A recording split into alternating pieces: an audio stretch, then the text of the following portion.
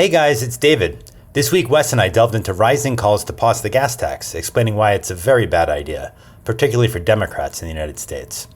We also shared transportation lessons from my recent trip to Singapore, as well as Wes's to Fargo, North Dakota. As always, source material is available in the show notes on our website, lookbothwayspodcast.com. If you enjoy the episode, feel free to subscribe so you'll know about future ones. Thanks for listening.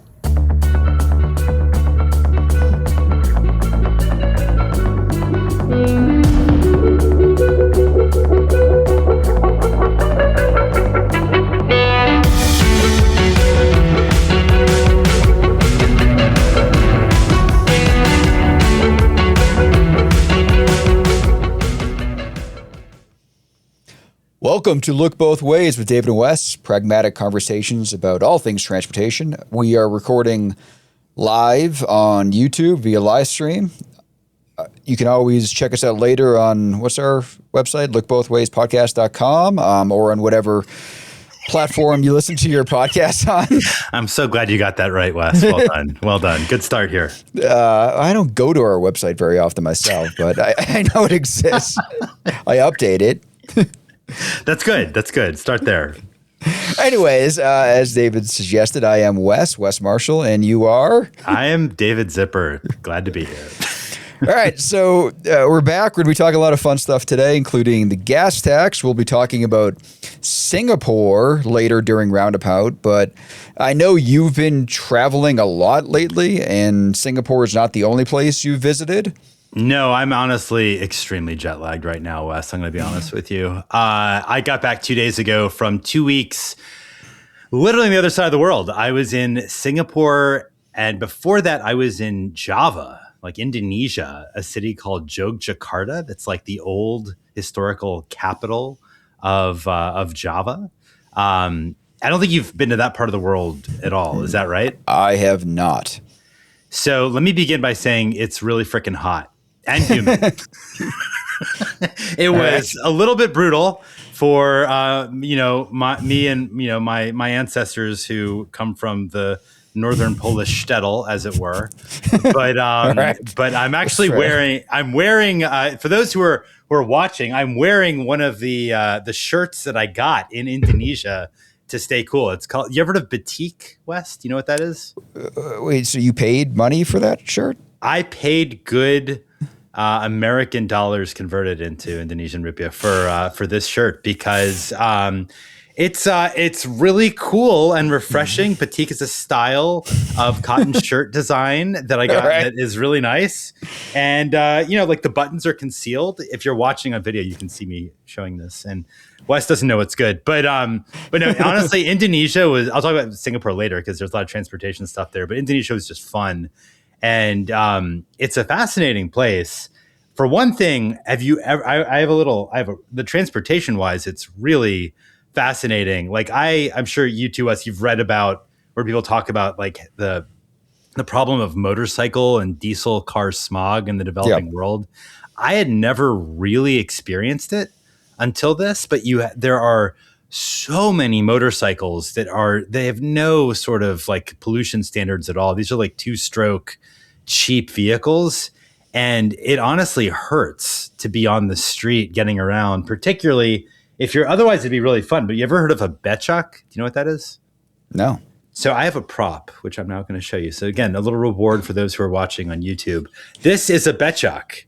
It is this little wood version of it. There's a little guy who'll be sitting here on the bike, and you as a passenger sit in this little compartment up front, and he's just like pedaling along. Often now it's a motorcycle or motorbike, getting you to where you want to go. There's a little pedal, and it's really a comfortable, easy way to get around for like $1 or $2. Except you're in the middle of all the smog, and that can really suck when it's super congested, which it often is because transit is not really around in any serious way in Indonesia.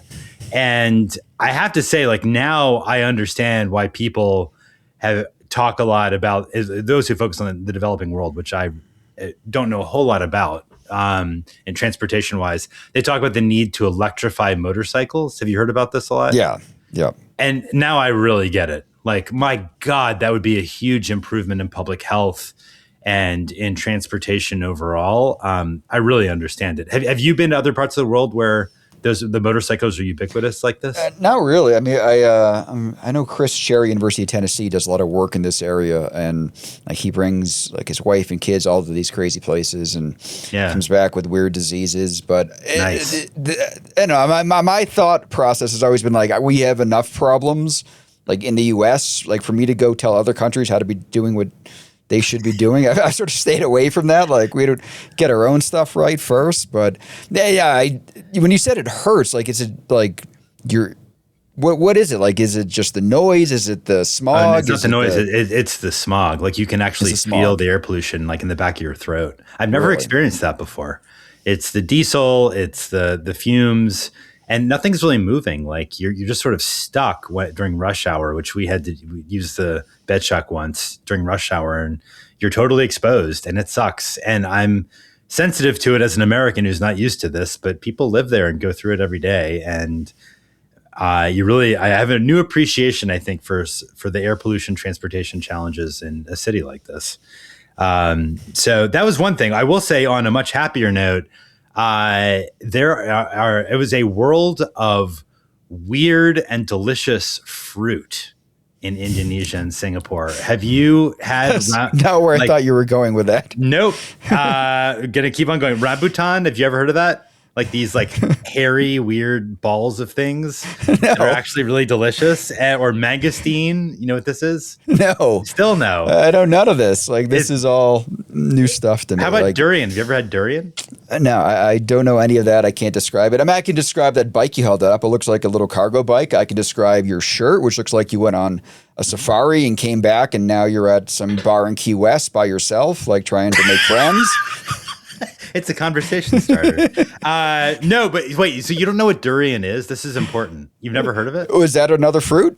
Yeah, durian. Yes. Durian is this legendarily stinky fruit that is like it's like a luxury in much of Asia. It's like spiky all around all around it, and then you open it and it smells so bad, Wes, that it's literally banned from hotels in Asia. You get fined and thrown out if you bring it into a hotel because they have to fumigate the room in an intensive way. And I had my first one in Singapore, actually. And I know that I have some Asian friends who say this is like the most delicious thing they've ever had. And I wish I had one to show you right now. I don't, but it literally tasted to me like nail polish remover.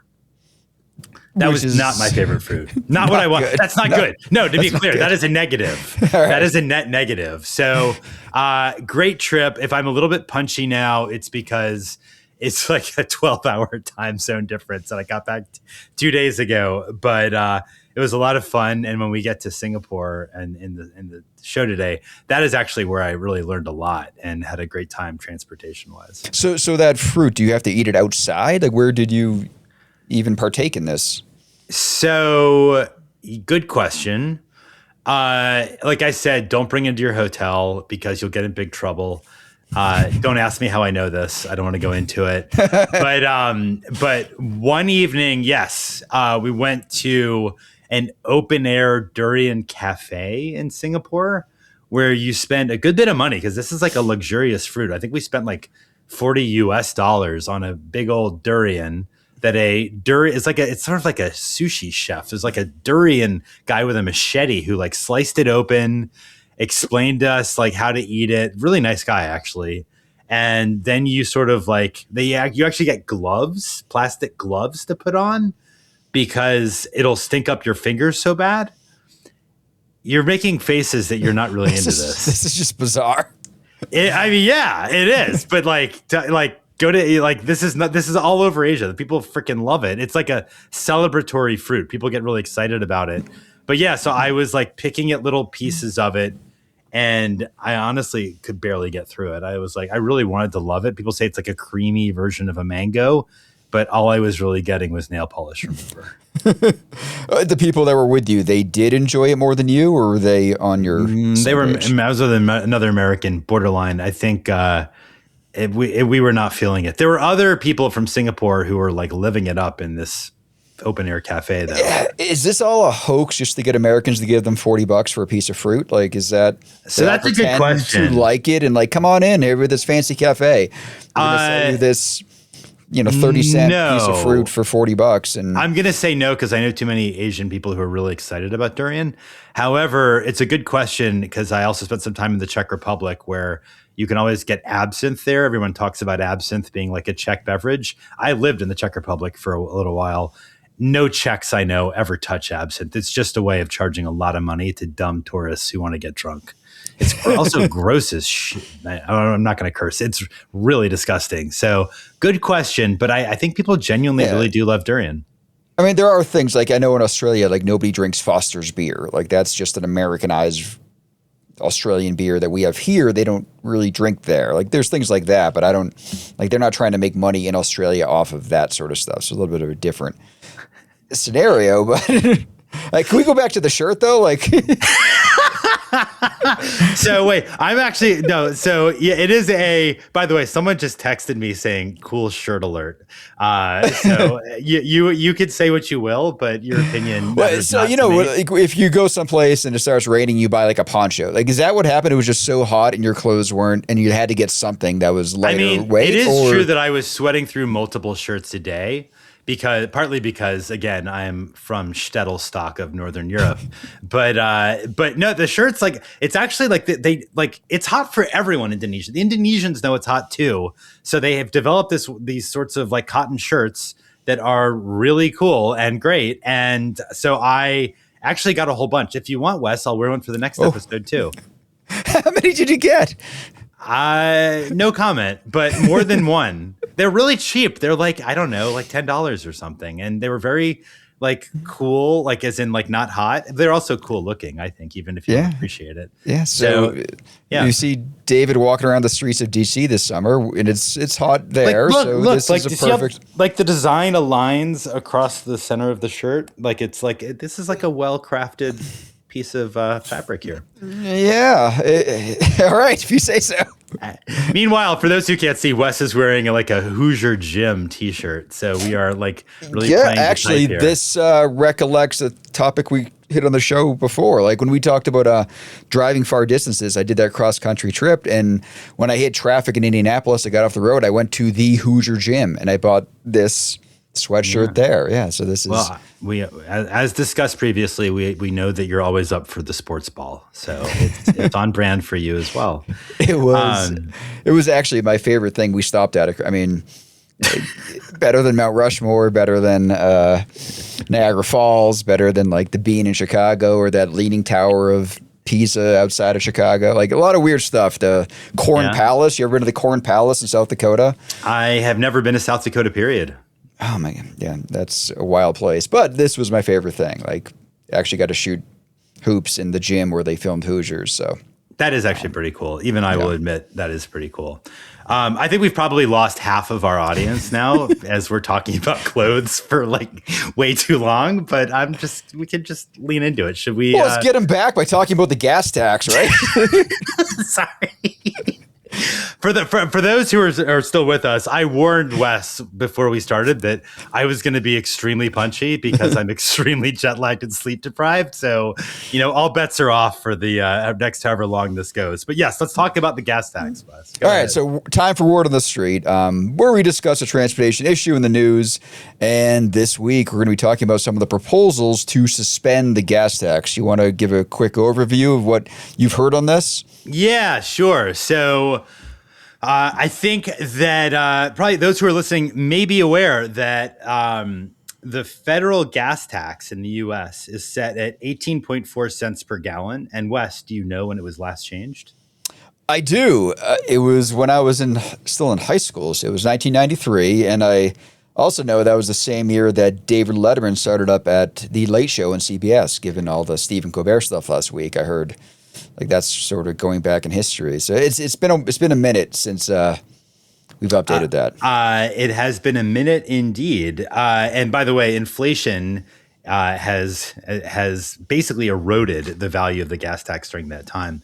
So for those who, just a quick primer for those who may not be aware, but the gas tax at the federal level goes to the Highway Trust Fund, which pays for federal investments in transportation through formula funding. It doesn't cover all of the transportation expenses in the U.S., so there's revenue from the general fund that's also put into it, and that amount coming from the general fund has been growing because the gas tax covers less and less of overall federal transportation expenses. The last number on that I heard, it covers about 20% or 1/5 of just the highway spending. Is that what it is now? It keeps falling. I believe you, but I think conceptually, it's also worth noting that gas taxes are the way that we have historically funded transportation in the U.S. and in other countries too in the West. States collect revenue from gas taxes that goes toward transportation, and other countries do as well. So, as gas prices in the U.S. are up around 50% from what I last saw since Trump started the war with Iran. And that as a result, there's a lot of consternation politically among Republicans, people getting angry about rising prices of gas. I think politicians all around the world are concerned about it. And it can be a real economic issue, frankly, because higher gas prices doesn't just hit consumers, it also leads to inflation and leads to higher transport costs. So Trump has been talking about suspending the gas tax. He said a couple of weeks ago, I think it's a great idea. We can take off the gas tax for a period of time, and then when gas goes down, we'll phase it back in. The state of Indiana froze its gas tax on April 3rd for 3 months and may extend it, in April and may extend it for 3 months. And other countries are doing the same. Australia froze its gas tax in March, right after the war started with Iran. So this is something that's a trend sort of all around the world as consumers are feeling the pinch. And I have some opinions on this, and I know you do too, Wes. So I'll start with you. Do you think it's a good idea to pause the gas tax? I mean, no. I mean, I think people are barely going to notice this. I mean, 18.4 cents. I mean, and gas now is what, like $4.60 or something? Yeah, so it's up $1.50 since the war on average. Right. So it went from $3 to like $4.50, $4.60. And so if you fill up your car, you say you get like 15 gallons of gas, you're talking like $70.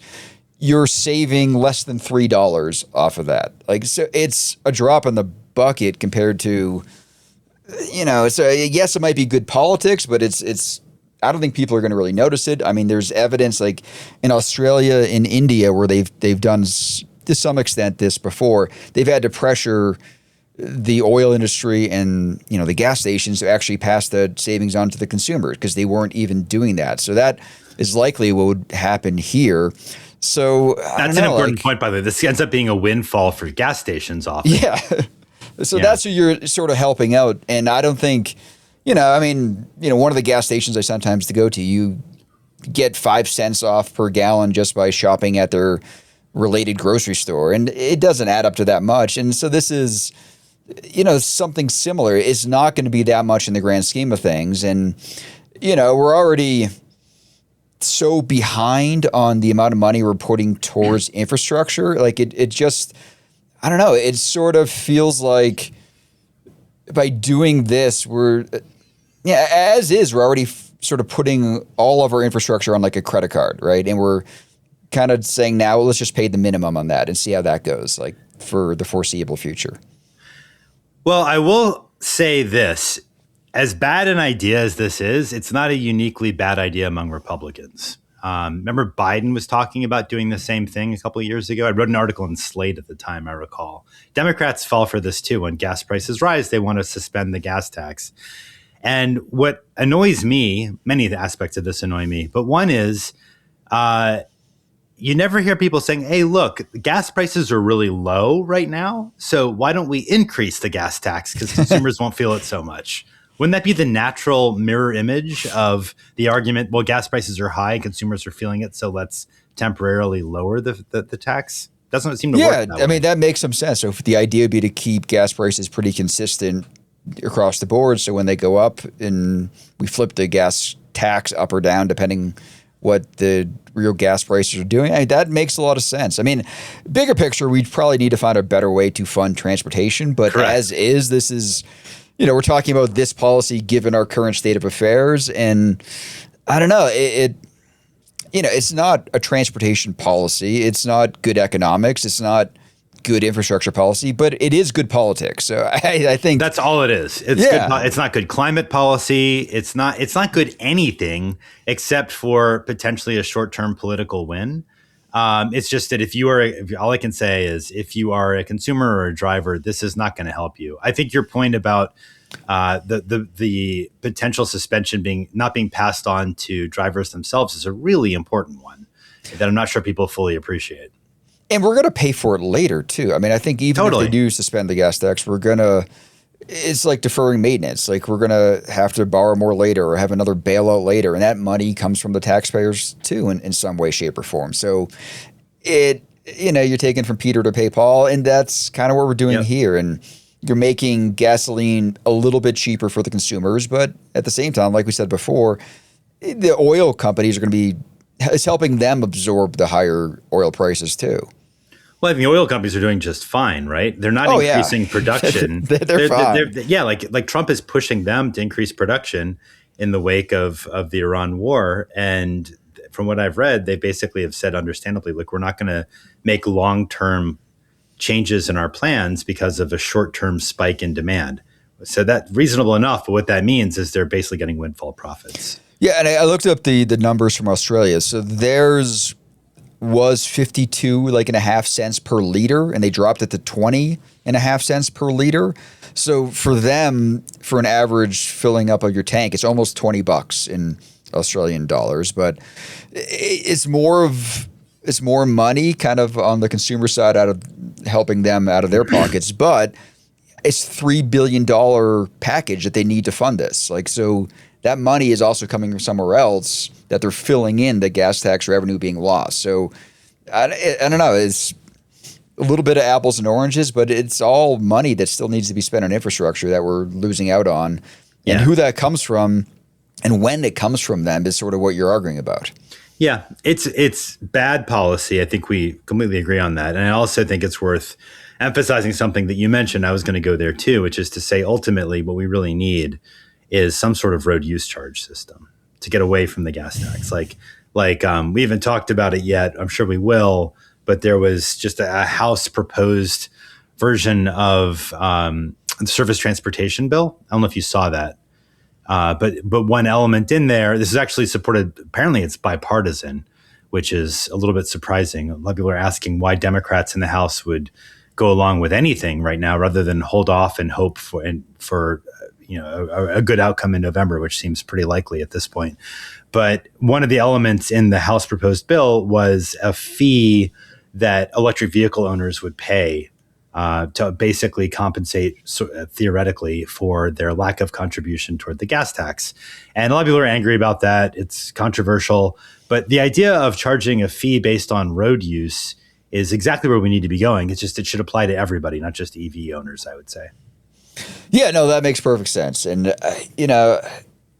I feel like I've heard that come up as a policy proposal again and again, and it never makes its way through. Like maybe something will change now.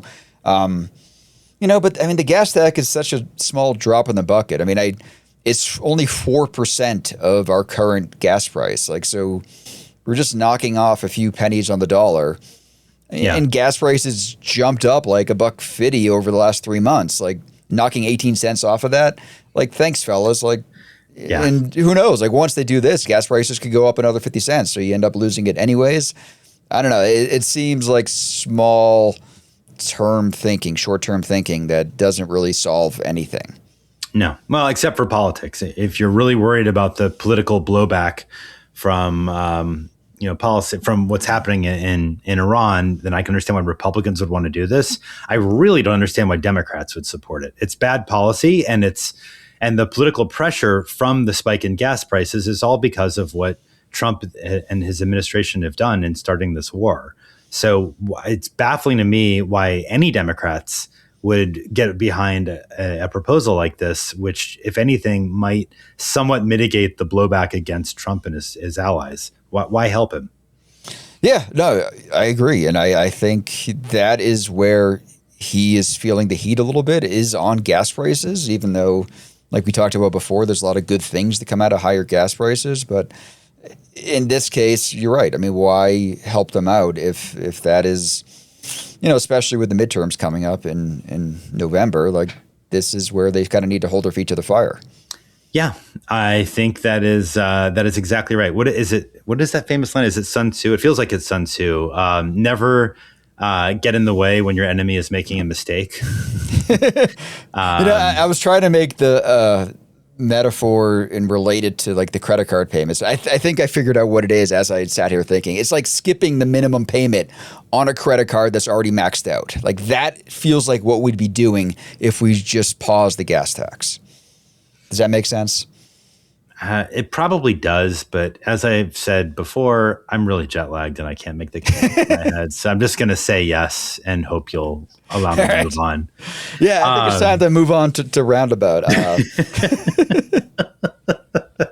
So we get to hear more about David's travels of the first one. So you're going to tell us some more specifics about the Singapore part of your trip. Yeah. So as some listeners might have guessed, I really was in Singapore because I'm writing a book about congestion pricing, and Singapore, I think somewhat famously in transportation circles, implemented the world's first congestion pricing program in 1975. So it was honestly really cool. I won't go into details about that. You can read about it when the book comes out, but I was able to meet a guy who actually worked under Lee Kuan Yew, worked on the actual implementation of that very first congestion pricing program. And I'll just tell you one fun little anecdote about that, Wes. Like, I think, I have a stereotype, and maybe you do too, of Singapore being this like law-abiding, efficient place, right? And this guy was telling me that when when this cordon was created, there were people basically at the major highways, sort of like, making sure that you had your permit to get into the CBD. And in order to avoid those major highways, there were some drivers that would basically go to secondary, like one-way streets into downtown that were going from downtown out, and they would reverse down that one-way street to get into the zone and avoid paying like $3 to do the fee. And I was like, that's awesome, and kind of goes against type for what I imagine Singapore being like. Sorry, you want to jump in? No, I mean, I'm still amazed that you found some of the people that implemented this. Because this came to be, before either of us were born, and we're not that young. So this amazing. Even before you, I'm younger than you. I want everyone to know that. So before you were born. And you, like that's how the math works. Like if it's me, you're included in that. No, that's true. No, it's honestly really cool. I feel like it was fortunate that I could go there at a time when a lot of the original leaders are still alive and that's amazing. Happy to talk. Yeah. It was really fun, honestly. So I drove around and I experienced it. I'm going to write an article or two about the congestion pricing elements, and I'll of course have a chapter in the book. Did you back down any of those streets when you were driving around Singapore? I did not, but I did drive around with a couple of nice people who let me sort of go shotgun as I experienced the tolling system myself. How much is the fee now? Like if a fruit is $40, what are we talking for? I got a pretty expensive fruit, to be fair, but it's actually based on gantries. So it's not like there's a zone anymore. They got rid of that in 1998, and now there are these toll gantries all around, not just the center city, but sort of freeways. They're not freeway, but expressways, I should say, all across Singapore. And as you're going under the gantry, basically you're paying $2 or $4 in Singapore dollars, or whatever it is, and you hear a little ping on the contraption that's installed on your in your car that tells you that the transaction went through. So I asked actually a taxi driver, what's the most you've ever seen someone pay, or you've had to pay going from one part of Singapore to another? And he said like 11 Singapore dollars, which is about $9 American from one side to the other. But it's a really interesting program. I'm going to write about it, both in an article and in the chapter, so we can talk more. But there's honestly, I was saying earlier, before we started the podcast, we could do a whole episode just about Singapore. There's so many interesting transportation ideas there. But I thought that it'd actually be worthwhile to talk with you and to sort of share what I thought was pretty interesting was the Singaporean approach toward reducing friction is the term they use, which is basically means blockage of traffic lanes. And I got a window into this from Paul Barter, who I would shout out to Paul. He's a former professor, a sort of parking and transportation researcher, Australian, based in Singapore. And he's a listener to the podcast, which is awesome. And he was kind enough to give me a tour of a couple neighborhoods of Singapore. And he explained how some of this stuff works. And a couple of elements of their sort of curb policy, I think, are really, to me at least, striking. One involves ride hail. There's no Uber in Singapore, but there's Grab. I took Grab a whole lot. It's pretty cheap. And if you hail a Grab on a street, it's not going to come to wherever you are necessarily the way that an Uber or Lyft would in America. Instead, you have to walk a block or 2 blocks to a pickup point that is going to be usually off street a little bit. It's like a semicircle in front of a hotel or in front of an office building or something like that, where you can board the vehicle or the vehicle can wait for a minute or two without obstructing traffic lanes. A taxi you can still board on the street, but there's no Uber, but for Grab or other ride-hail vehicles, you actually have these off-street pickups, which I think is really quite cool. And it worked actually quite well for me. It was very easy when I used it. Have you ever seen anything like that, Wes? I had not. So why do they differentiate between taxis and the Uber Lyft type ride hail?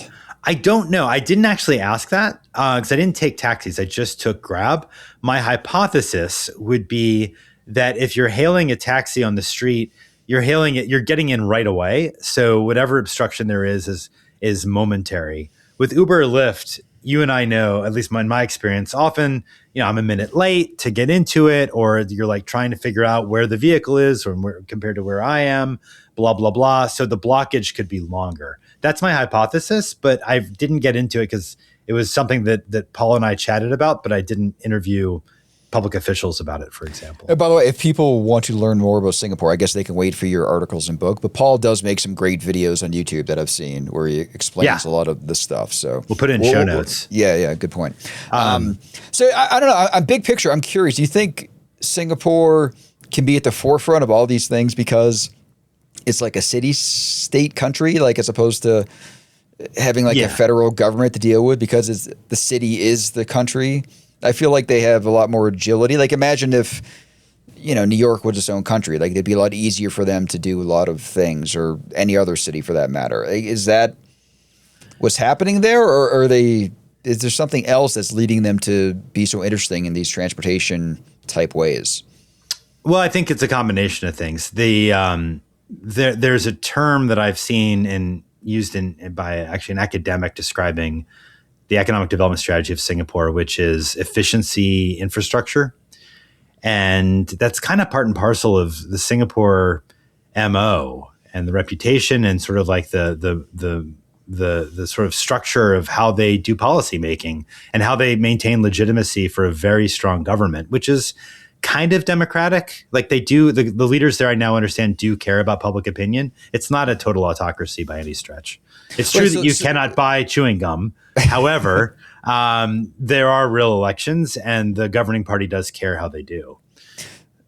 So that efficiency term that you bring up is the idea that like this, is our infrastructure. We now need to figure out how to make it as efficient as possible. Like that's why I think things that's like part road of it. Pricing comes into it. Like, well, they love using market-based pricing for all kinds of things, for housing, for utilities, for obviously for congestion pricing.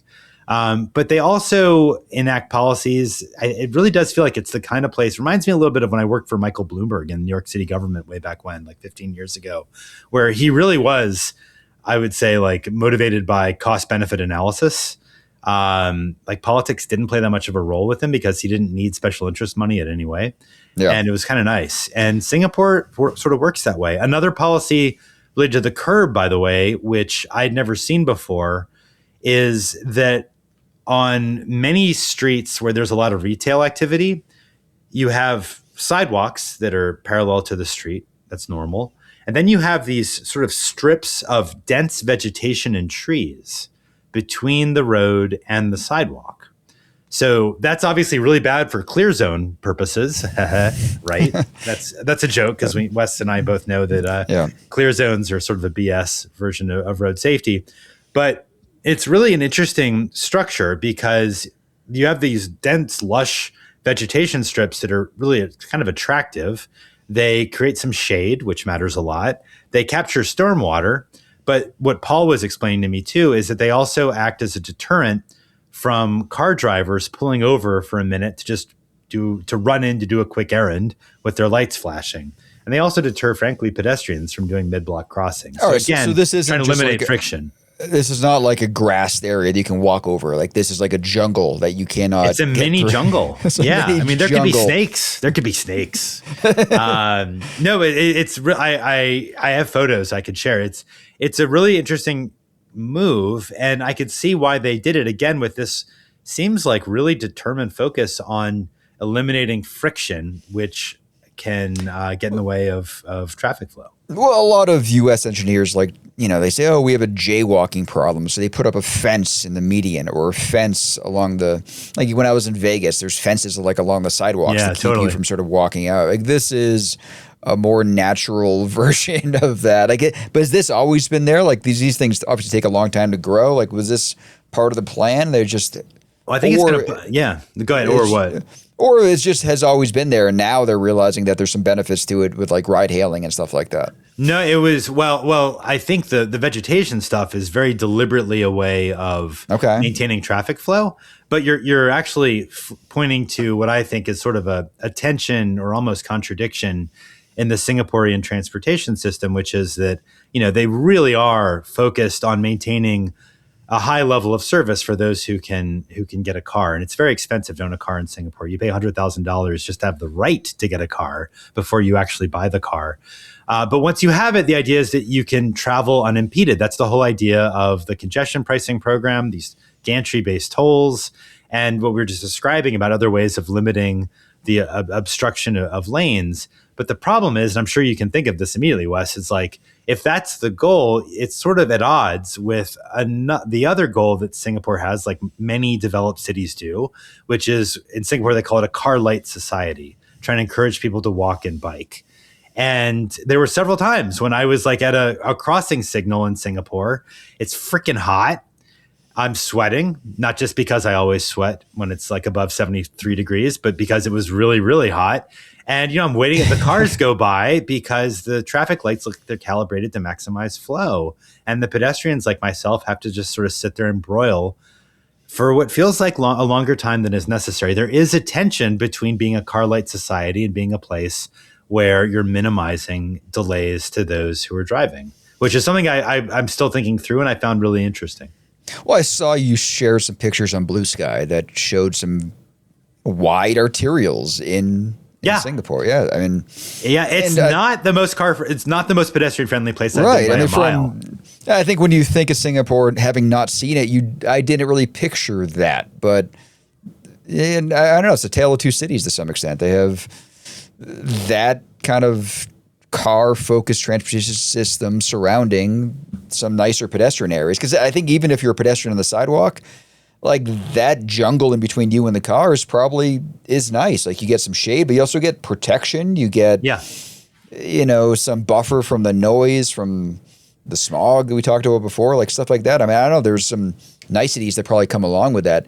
And going back to your original point, like those pullouts that you mentioned, like were those built after the fact, like for the ride hail, or were those? I actually don't know. I don't know the history of them. I just know the experience of using them felt clean and easy for me as a rider. And I also know that when I took a dozen or more ride hail trips, and at no point was I blocking a traffic lane at all. And anytime I take an Uber or Lyft, I know that at least briefly I'm going to be blocking traffic pretty much. So this wasn't a parking lot. This was just like a little turnout where they pull in and pull out. Like, okay. Yeah. And they're designated on the Grab map. You can pick one that's close to where you want to go and walk over there. It was a really interesting policy design choice, and it's again specific to ride hail. I think it's frankly a smart move. Maybe we've got listeners who will tell me or tell us that that there's other places they've been that mandate the same thing. I personally never seen it before in my travels. I've heard of places trying to do that, but not successfully. Like basically Uber and Lyft have overrun them and not followed the rules like they were supposed to. Like, so, I mean, that seems like what happens in other places. So maybe they have a better way of enforcing it. I'm not. Did you hear anything about that? They've got a super strong government there. It's like there's a shirt that you can buy as a tourist of like basically like illustrating all the various fines you can get in Singapore for breaking laws, whether it's jaywalking or like buying gum or I mean, they literally execute drug dealers in Singapore. Like they have a very, very strong rule of law there. So I think that, yeah, they have no problem in, requiring those rules around like ride hail behavior. I put it this way: I like Paul and I were driving around, and he was saying, "Oh yeah, so we've got like automatic cameras all over the place." I was like, "Really? How many are there? Do you know?" Because I'm thinking like in like Toronto before they had to be removed because of Doug Ford, the Ontario Premier. Toronto had like 100 or something, if I remember right. And Paul was like, "Oh, in Singapore we have thousands. I have no idea. Thousands of them. Thousands of traffic cameras in a single city." Yeah. It's just wild.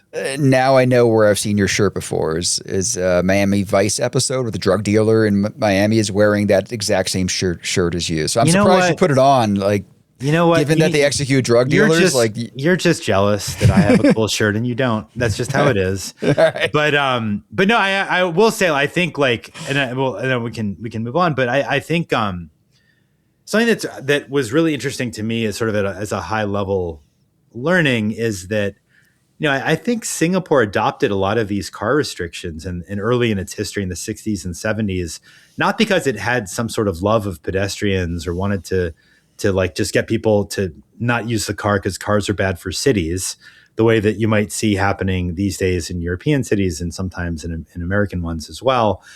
But really just because they didn't have space. They wanted to make sure that if you did have a car, you wouldn't be stuck in traffic because they knew that the whole country would grind to a halt otherwise. And what's interesting is I think it's only from what many people told me this, including frankly, senior city officials I interviewed. It's only in the last 15 years or 20 years that the city leaders or country leaders in Singapore have kind of acknowledged that there's no way that they could optimize car ownership such that everybody could have a car who wants one. There's just no way. The only way to have a successful transportation network is through what they call a car light society with robust transit, people walking and biking. And that's actually led to a shift in policymaking to make some of the streets more pedestrian friendly. So pushing back against some of those 6-lane arterials through the center city that I took a photograph of, which is an interesting evolution. And I didn't know about that, frankly, till I went there. And we hold up Singapore, at least I think of Singapore as like a model for urban design. And I think it might become one, but they didn't have everything figured out 50 years ago, the way that, I might have imagined when I first heard it was the initial place to adopt congestion pricing. So I just looked up, I was curious how many cars there are in Singapore because I knew the population was almost 6 million people. About 1 million cars, am I right? No, it says between 650,000 to like 660,000 private cars in Singapore. I think if you include other types, so motorcycles, buses, taxis, is probably closer to 1 million. Yeah, the 1 million is a number that I've heard, but that makes sense. The majority of Singapore families do not have a car. Yeah, which is remarkable in a place where the GDP per capita is comparable to America. I mean, well, if you have to pay $100,000 for the right to purchase a car, that is one stick that they use but they also try to add carrots as well. I mean, I think exactly right. Did you use the transit system while you're there? I did. MRT. It is, many lines are automated. I don't know exactly how many, but many of them are. It is fast, easy, distance-based charging, tap to pay with your credit card or your smartphone. Really simple, air conditioned, of course. It's a very impressive system. And they do with transit something that I've seen Japan do really well, which is to basically leverage transit stops to build major developments, often retail developments, malls, which are very popular in Singapore, given how hot it is, indoor malls, right on top of the transit stop, cool. Which is pretty neat. So the transit is very, very good in Singapore, and they've invested heavily in it. That is good to hear. Well, I know we'll hear a lot more about Singapore from you and your articles and book. Yeah, I have a lot to write about Singapore. Now that I've been there, I have a lot to write, but it was a fascinating place. And if folks have other insights that I should know about and I may not be aware of, feel free to contact me or email us at the podcast. Lookbothwayspod@gmail.com. But sorry, Wes, you've been doing some traveling too, to a place that's very different from Singapore. Oh yeah, it could not be more different. I was in Fargo, North Dakota. So Singapore has 6 million people. Fargo has like 6. Yeah, actually, I think it is the biggest city in North Dakota. So there's over 100,000 people. Oh, really? Okay. But still, compared to Singapore, it's a totally different universe. But one of the interesting things is some of the underlying issues are similar. Like urban space is still valuable. There's limited curb supply, and there's more demand that they can handle. Singapore famously responds with pricing. Fargo responds with a pretty complicated rule book. So I'll get to that. So, I mean, I think if you don't know Fargo, I think dates back to like the 1800s. It was founded by the guy who founded Wells Fargo, so William Fargo. And you can kind of feel that old frontier rail town. Like, so I really do like downtown Fargo. Can I ask a quick question though before you go on? Do people talk like in the movie Fargo? I don't know. I'm not sure how often I'm talking to real Fargonians. I don't know if that is the term for them, but I'm meeting like with a research group there, and people are coming from all different states to meet. So, oh man, I always wanted to know. You know what I'm talking about? Because it's like a more extreme version of the Minnesota accent in that movie from the 90s, which is so good. But anyway, I'm sorry, I'm distracting you. Please go on. No, that's good. But weirdly, I've been there like 10 times over the last 15 years, and I've gotten pretty good weather almost every time I've gone, which I realize may not be giving me the full Fargo experience, but I like lots of it. Like they got old buildings, like walkable downtown, a lot of local businesses, some interesting streets. Like some of the neighborhoods right off downtown are amazing. They have these great old growth tree canopies. They have these sidewalks that are, similar to Singapore, they're set back really far from the street, but it's just kind of grass and trees. So like, I think I measured there's 20 feet between the curb and where the sidewalk starts. So the grassy area is just huge. And there's sort of a lot of parts of Fargo where you're like, yeah, this is great. This place works. But you don't have to go out very far before that changes. Pretty quickly, you're in big roads that lead to even bigger roads that lead to highways. And, so there's similar to a lot of other cities where it's a nice human-scaled downtown and pretty big car-oriented stuff right outside of it. But I want to talk about the downtown a little bit because one of the interesting things about it is Fargo, it feels like a lot of other smaller cities of that typology, really tries hard not to make people pay for parking. Like instead, they have this whole puzzle of rules. So you can park here for 2 hours or there for 90 minutes or like 4 hours way over there or 15 minutes over here. And you can't just even move your car from one spot to another because they have all these weird rules on reparking and which block face it can be on. And then you can't park overnight on some streets and you can on others. It depends if it's Tuesday, Thursday, Saturday, or Monday, Wednesday, Friday. It's just so complicated. Like, so I'm thinking is like, I don't know, they compensate with all these rules and they have this whole maze of what you can and can't do. And like, I get it. Paying for parking can be annoying. Like, there's very few people, maybe other than Donald Shoup or like Tony Jordan, that love pulling out the phone and paying for parking. But what they've ended up with, to me, feels more annoying. It feels like the city is trying so hard not to charge you directly that they end up charging you via confusion and tickets and just these weird rules you have to decode. So I don't know. David, am I overreacting to this, or is this a problem in smaller cities where instead of making the parking cost visible, they have to hide it within this labyrinth of rules and just ordinances? Well, I guess I'm like, was all the parking taken in Fargo? Like, is there a shortage of parking?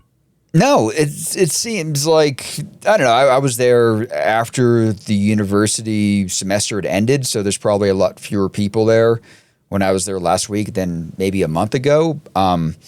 So maybe I'm not getting what it is normally like, because it's a college town to some extent, with North Dakota State University being right near the downtown. So it's hard to say. Well, I guess that was going to be my question is, like, I think Shoup and before him, William Vickery would say, like, look, if there's some places where you shouldn't charge for parking because there's no, like, the demand doesn't cover all the spots that are available. Right. I mean, so if you do price it like Donald Shoup would say, so you get like 3 empty spots per block face, or for 80%, 5% occupancy, like sometimes the right price is 0. Yeah. And I think Shoup has even said, like, sometimes in that San Francisco Park analysis they were doing, like, the price ended up being negative. Like, they would say we should be paying people to park here, which obviously they didn't do.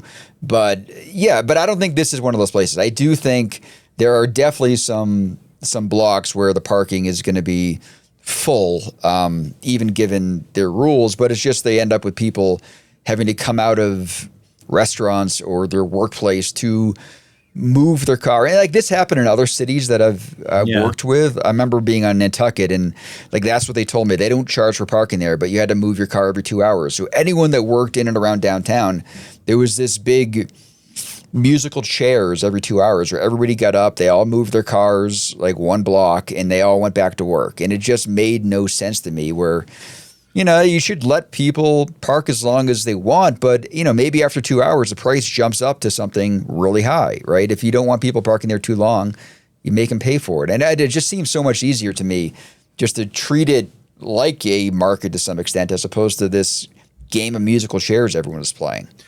Well, I almost wonder if that creates like a market opportunity. If there's like an entrepreneur who sets up a parking garage where they charge a modest amount of money and to basically help you avoid having to move your car throughout the whole day. You know what I mean?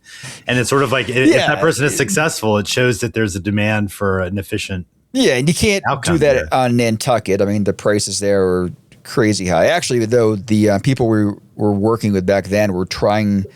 Their goal was to build a waterfront parking garage, which we told them that's not the best idea. But in North Dakota, in Fargo, you could do that. Like, you could do something like that. Yeah. But again, I mean, most people don't love parking in parking garages. Like, they'd much rather park on the street and be able to, walk to their destination and not have to go through the parking garage.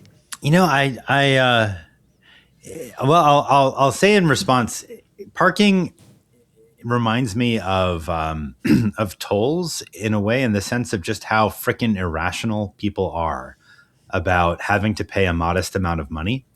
And to just loop it back really quick to Singapore, one thing that I learned and was just interested in when I was there is, we talked about how, you pay $100,000 in Singapore to have the right to get a car. And then you pay these like de minimis amounts in toll. It's called the ERP program, of like $1 or $2 to pass various choke points or congested points on freeways or expressways rather. And what's funny is, like, 2/3 of the cost of a car ownership in Singapore is the initial purchase, because there's all these taxes and fees. But people are really price inelastic, it turns out. People still buy the cars. It doesn't really change behavior all that much. However, those like $2 fees on tolls really do change behavior. They change when people travel, what routes they take. People are just not rational. It's like the transaction itself induces people to act differently, even though it's really irrational. They could save much more money by focusing on the initial purchase of the vehicle. It's just not what people do. And Singaporeans, by the officials, are well aware of this. And they're like, hey, it's great. It allows us to basically change behavior at a much lower expense. But I wonder if parking is a similar way because we pay parking so often, or we go through parking so much that the idea of even paying a small amount to park several times a week just makes people be irrationally irritated. And No, I it's think just a that's huge true. obstacle Yeah. in efficient policymaking. And I think it also speaks, on one hand, you would want to reduce the friction of having to pay. And I think that's what, Singapore probably does with those gantries where, it automatically deducts from something, right? You don't have to physically do something to pay. Oh, yeah. Yeah. Right. But for most parking situations, you are doing that. You are having to pull out an app and like make that payment. Or, I remember going through the Mass Pike toll booths back in the day. You literally had to pull out change and throw it on a bucket as you went by, and you felt like that you were throwing money and getting, there was a transaction. But when it's overly automated and you don't have any, you're not actually doing anything, does that reduce? I'm guessing it does. It reduce the behavior elements of that. I don't know. It's funny. This is something that I spent a lot of time talking to people about precisely this when I was in Singapore. And what the government officials told me is like, and I heard this myself, there's like this audible ping when you're paying a toll, which by the way, you do not hear when using Easy Pass in America on the East Coast. And they told me in Singapore, we absolutely want the ping because it's like a nudge. People are it's like it's an awareness that you just paid something. And in Singapore, they're adamant we use these tolls to ensure free flow of traffic, not to maximize the amount of money we can raise. So we actually want people to feel a little bit of pain when that fee is paid automatically. So I guess my point is, I think that automating does not necessarily make it more, make people less annoyed to be paying. And in some ways, it's actually good that you feel that pain.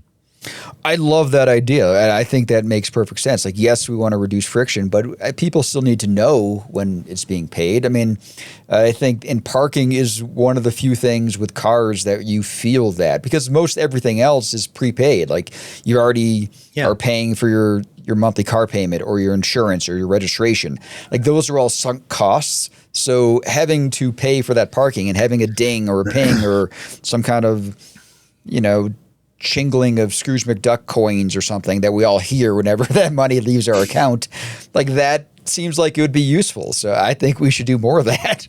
No, I think it's this whole idea of nudging, right? I think it actually makes a lot of sense, and it's something that I am continuing to think about. In part, by the way, in Singapore, parking all goes through the same tolling system or technology system as congestion pricing. You pay you leave a parking lot and it automatically deducts the appropriate charge without you having to pause at all. And it's interesting that way. I think that actually may be where we're headed in the US as well. I know there's some companies that are looking to integrate toll payment and parking payment and electric vehicle charging as well through basically like the car's sort of like computer system, if you will. So that may be where we're going.